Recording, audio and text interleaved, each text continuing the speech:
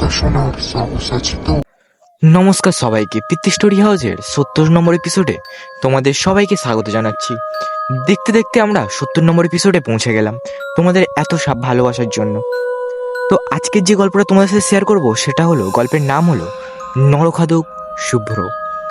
তো যারা যারা এই গল্পটা শুনতে ইচ্ছুক তো তারা পুরোটাই গল্পটা শুনবে আশা করি। তো গল্পটা খুবই ইন্টারেস্টিং একটা গল্প, আশা করি তোমাদের সবার খুব ভালো লাগবে।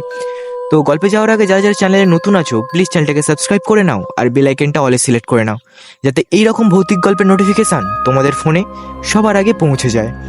তো চলো বন্ধুরা, ধীরে ধীরে গল্পের দিকে এগোনো যাক। নাজির সাহেবের জীবন শুরু হয়েছিল এক সুখের গল্প দিয়ে।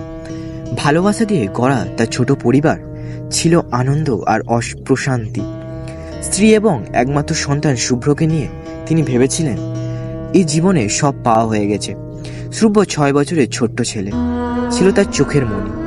শুভ্রর মায়াবী চেহারায় আর গভীর চোখের চাহনি যে কাউকেই মুগ্ধ করত। সময় গড়িয়ে গেল, শুভ্র বড় হতে লাগলো। বয়স যখন ১৭ তখন তার সেই মায়াবী চোখের চাহনি অটুট ছিল। নাজির সাহেব মাঝে মাঝে ভাবতেন এমন চেহারা নিয়ে তার ছেলে একদিন সবাইকে মাত করবে। কিন্তু এই সুখ বেশি দিন স্থায়ী হয় না। শুভ্রর আচরণ ধীরে ধীরে বদলাতে শুরু করলো। সে খাবার খেতে চায় না, রাতে দেরি করে বাড়ি ফেরে আর প্রতিবারই ক্লান্ত হয়ে পড়ে। নাজির সাহেব প্রথমে ভেবেছিল ছেলে হয়তো নেশায় জড়িয়ে পড়েছে, কিন্তু এই ধারণা ভুল প্রমাণ হলো। শুভ্রর কোনো নেশা করে না, এমনকি সিগারেট পর্যন্ত খায় না। তবু এই অদ্ভুত পরিবর্তন কারণ যেন বোঝার উপায় ছিল না। কিছুদিন পর খবর আসে শুভ্রর এক ঘনিষ্ঠ বন্ধুর রক্তশূন্যতায় মারা গিয়েছে। পরিবারের সবাই শোকাহত হয়, বিশেষ করে শুভ্র। তারপরে একের পর এক নিখোঁজ হওয়ার ঘটনা আর অদ্ভুত মৃত্যুর খবর আসতে থাকে। প্রতিবেশীদের এই রকম সমস্যার ভুগতে শুরু করে। নাজির সাহেব বিষয়টি নিয়ে চিন্তিত হলেও এটিকে তেমন গুরুত্ব দেন। একদিন শুভ্রর মা ঘর পরিষ্কার করার সময় খাটের নিচ থেকে রক্ত বের হতে দেখেন। কৌতূহল নিয়ে নিচে তাকিয়ে যা দেখলেন তা তার জন্য ভয়ঙ্কর দুঃস্বপ্ন থেকে কম নয়। খাটের নিচে ছিল একটি কাটা হাত আর বিচ্ছিন্ন মাথা, আর শুভ্র মুখ ভরে রক্ত চুষছিল। শুভ্র তখন মাকে বলল, মা তুমি এসো, মাথা তুমি খাও, আমি হাতটা খাবো। তার স্ত্রী ভয় চিৎকার করে অজ্ঞান হয়ে যান। চিৎকার শুনে নাজির সাহেব দৌড়ে আসেন। তিনি স্ত্রীকে অজ্ঞান অবস্থায় পান, কিন্তু খাটের নিচে আর কিছুই দেখতে পান না। স্ত্রী পরে তাকে আকার ইঙ্গিতে সব বুঝিয়ে দেন। নাজির সাহেব বুঝতে পারলেন তাদের ছেলে আর মানুষ নেই, সে এক নরখাদকে পরিণত হয়েছে। নাজির সাহেব শুভ্রকে আর বাইরে যেতে দিলেন না। শুভ্র ২ দিন ধরে ঘরেই আটকে থাকলেন। এই সময়ের মধ্যে আর কোনো অদ্ভুত মৃত্যুর ঘটনা, নিখোঁজের ঘটনা ঘটল না। কিন্তু শুভ্রর ক্ষুধা যেন বেড়ে চলেছিল।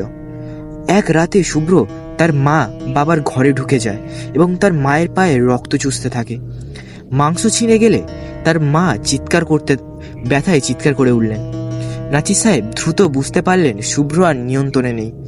ছেলেকে একটি ঘরে বন্দি করে রাখেন, কিন্তু শুভ্র আর সাধারণ মানুষের মতো ছিল না। তার একমাত্র চাহিদা হলো রক্ত আর মাংস। শুভ্রকে মানসিক হাসপাতালে নিয়ে যাওয়া হয়, কিন্তু কিছুদিন পর সে স্বাভাবিক আচরণ শুরু করে এবং তাকে বাড়ি ফিরিয়ে আনা হয়। কিন্তু এটা ছিল তার ক্ষুধা লুকানোর একটি চাল।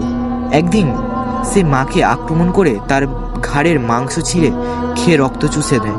হাসপাতালে নেওয়ার পরও তার মাকে বাঁচানো সম্ভব হয়নি। তিনি মৃত্যুর আগে একেবারে রক্তশূন্য হয়ে পড়েন। শুভ্র এই আচরণ জানাজানি হওয়ার পর প্রতিবেশীরা তাদের এড়িয়ে চলতে শুরু করে।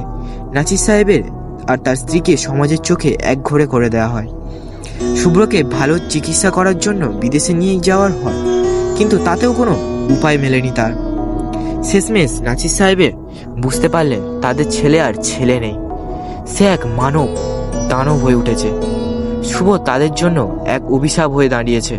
তিনি কি করবেন? শুভ্রকে কি চিরতরে বন্ধ করে রাখবেন, নাকি এই দুঃস্বপ্নের মতো চূড়ান্ত সমাধান খুঁজবেন? গল্পের শেষটি অমীমাংসিত। তো বন্ধুরা, আজকের গল্পটা আশা করি তোমরা পুরোটাই মন দিয়ে শুনেছ। সত্যি করে খুবই ভয়ঙ্কর একটা গল্প। যদি তোমাদের গল্পটা ভালো লেগে থাকে তো সুন্দর একটা কমেন্ট করে তোমরা কোথা থেকে এই গল্পটা শুনছো একটা কমেন্ট করে যাবে। আর যা চ্যানেলে নতুন আছো প্লিজ চ্যানেলটা সাবস্ক্রাইব করে তোমাদের বন্ধুদের কাছে এই গল্পটা শেয়ার করতে পারো, যারা ভূতের গল্প শুনতে খুবই পছন্দ করে। তো চলো বন্ধুরা, আবারও ফিরে আসবো নতুন কোনো ভৌতিক গল্প নিয়ে।